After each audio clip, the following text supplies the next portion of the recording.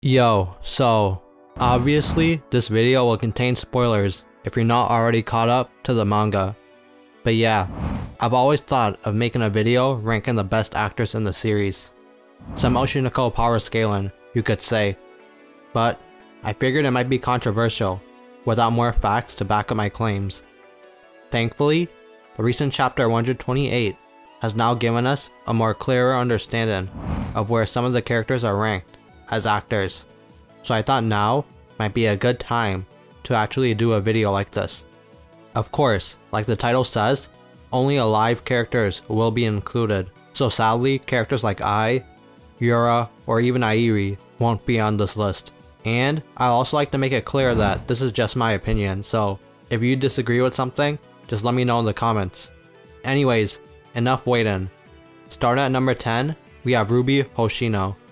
Of course, born with the looks of Ai, and the desire to be a great idol just like her mom, Ruby has all the potential in the world to be a great actor as well. Unfortunately, she really hasn't acted much until recently. You could say the mainstay arc, when Ruby was on Dig Deep, One Chance, with Aqua was her first big leap into the acting world. Like Ichigo suggested, Ruby did a great job playing a character, a particularly foolish one at that, constantly getting reactions from everyone. After the controversy on Dig Deep, Ruby's popularity began to skyrocket, with even an article suggesting that she has good speaking and ad-lib skills. Later on, for the 15-year line movie, Gotanda had a Ruby audition, and even Kaburagi was slightly impressed by her acting. For that same role Ruby auditioned for, Frill held a competition for it with Akane and Ruby. Ruby did admit Akane was a better actor than her, of course, but still fought for the role of Ai. In the end, Akane gave in because it was getting awkward and essentially conceded the role. However, she did note Ruby was getting better the more she performed. Yet, we get to see glimpses of Ruby struggling with certain lines, a lot of it due to past trauma with her former mother. Even further, Kaburagi strongly doubts Ruby's acting skills, suggesting it's a skill she definitely lacks. As of now, it appears Ruby does not have the ability to play a leading role. That also helps explain why Ruby had a D in acting skills, but she makes up for it with an A in entertainment skill. Although Ruby definitely has potential, it would not be right to put her above the other characters on this list.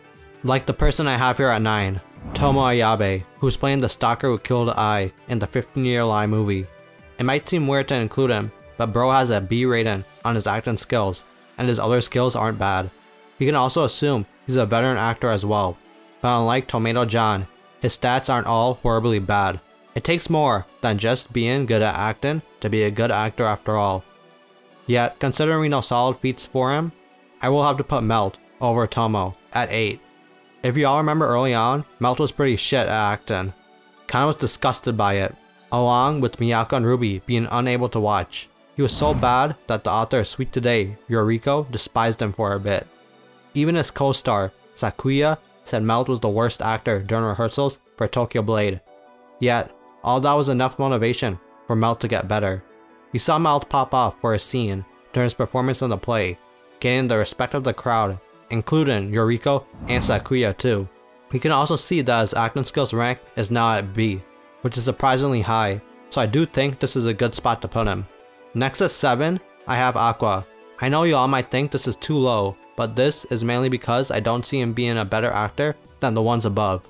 I think Kindaichi said it best by saying his acting is getting better post Tokyo Blade. He used to think Aqua's performance was boring, but in that final scene, Kindaichi could tell Aqua's emotions were genuine and that it was interesting. Aqua is also rated a B in acting, which is the same as Melt and Tomo. I think what puts Aqua above is that he's really good at playing off others, like we saw in Love Now. He's also great at setting up others, like with Kana on Sweet Today and Tokyo Blade. That's not to say Aqua can't steal the show himself though. Although Aqua likes to stay in the background, when it's time for him to take center stage, he can do just that. Like when he arrived as a stalker and then attempted to attack Kana. Of course, there's a Tokyo Blade moment too, when he forced himself to use emotional acting and put up a great performance when Akane's character woke up in his arms. In both of those, Aqua also used ad-lib exceptionally well to set up both Melt and Kana. He also acquired a regular spot on the internet TV show Dig Deep, and even played a supporting role in a TV drama. Aqua is definitely on his way to becoming recognized as a great actor, but that's why he's only a 7. He's not established as a great actor yet, unlike the other characters I have further up in this list, like Sakuya, who I actually have at 6. I'm sure a lot of people forgot about him, but he was already established as being well versed in 2.5D stage plays as well as being an established actor with achievements already, which is why Kaburagi brought him to the Tokyo Blade play. Writer had high praise for him as well, saying he knows exactly how to transform 2D characters into real life. He couldn't think of a better example than him. Even everyone at Lalai realized they could learn a lot from Sakuya, which is a huge feat. He stated to be a priceless actor in the 2.5D world, and we could see why in his acting. Sakuya is shown to be a good actor in the manga and has multiple statements by other characters to back it up, which is why he's at 6. But now onto the top 5, starting with Kana. I know it might sound crazy that Kana is only at 5, even with an S rating in acting skills, but hear me out. Yes, Kana was known to be a legendary child actor who stood up above the rest, but that also caused her to keep losing out on job opportunities. In order to survive in the industry, she had to build up a habit to just match the acting level of those around her. For a while, she was surrounded with metacore talent, like Melt, which is why she had metacore performances as well. However, when Kana was paired with someone like Taiki, she was able to keep up with him. The main thing with Kana I'd say that holds her back is her own selflessness. Kana improvises and shines brighter when she's the main attraction, which means if she feels someone is outperforming her, she'd surrender the spotlight. That's something we saw in the Tokyo Blade performance, when Akane and Kana's character first interacted.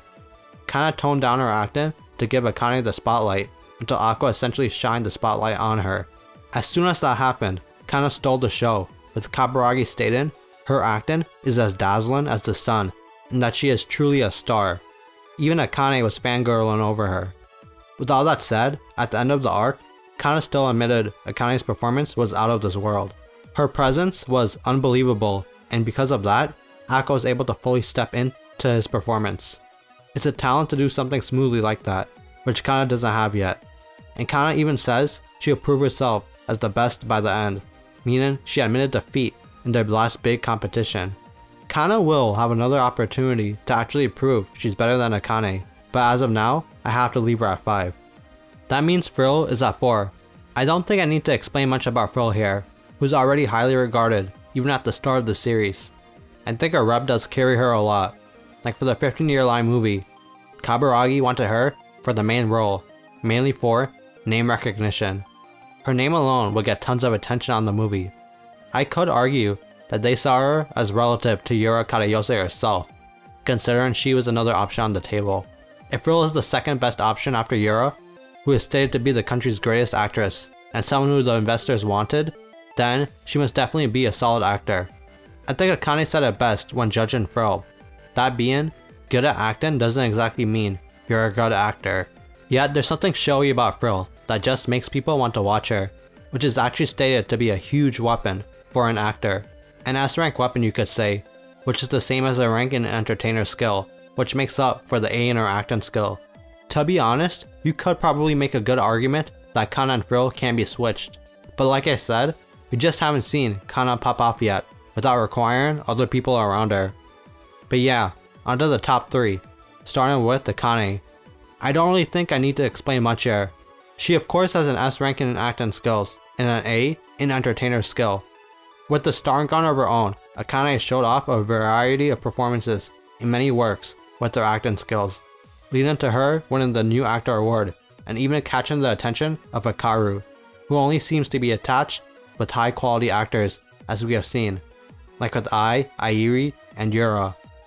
You know, being a target for Hikaru is kinda a weird feat now that I think about it. But yeah, lastly, like I mentioned earlier, Kana believed Akane outshined her last time they faced off in Tokyo Blade.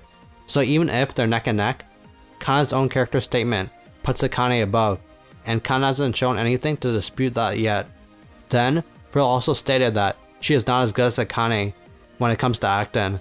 So, I don't think much more needs to be said about the genius actress of Lalai.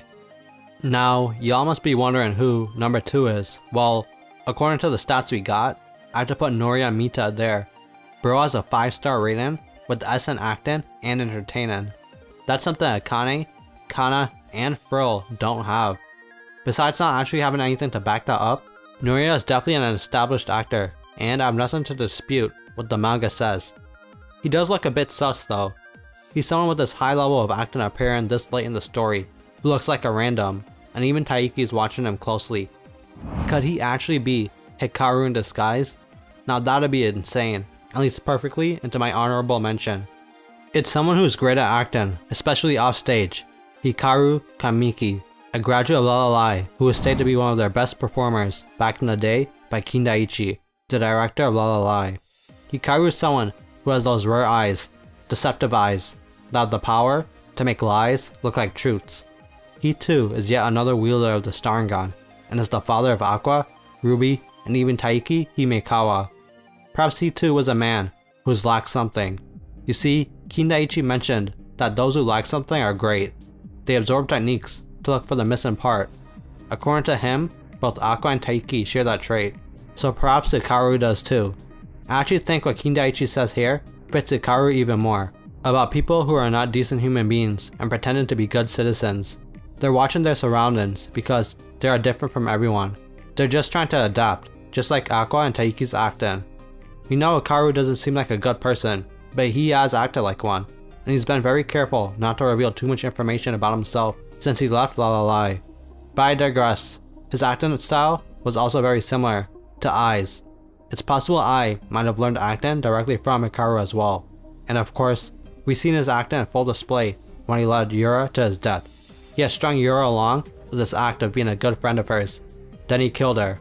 Needless to say, it seems Hikaru could be a very skilled actor.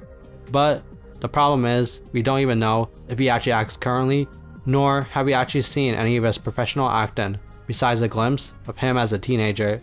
There's so much we don't know about Hikaru currently that I can only leave him as an honorable mention. Finally, we're at number 1. The top spot goes to Taiki Himekawa, the son of Hikaru and Airi himself, and the box office star of LLI, with the Best Actor award to his name, and being a lead actor on primetime TV. Taiki has quite the resume already at his age. If you read the 2.5D stage play arc, then you'll know he was generally considered to be the best actor among everyone else. He was the leading actor after all. Even Kana herself wanted to learn from him, and he was able to help enhance her performance. Taiki also has a confirmed S rank in acting and entertainer skill. Just going off his titles and feats that we've seen in the manga, I think having Taiki here at 1 is the safe choice. There's no relevant character that we've seen alive that is definitely better than Taiki. If y'all disagree about that, or anything else in this top 10, please be sure to let me know in the comments. I want to know what y'all think. As always though, thanks for watching, and if you enjoyed the video, I'd appreciate it if you could drop a like and subscribe too. Especially if you like Oshi No Ko content, which I got some more over here. Peace.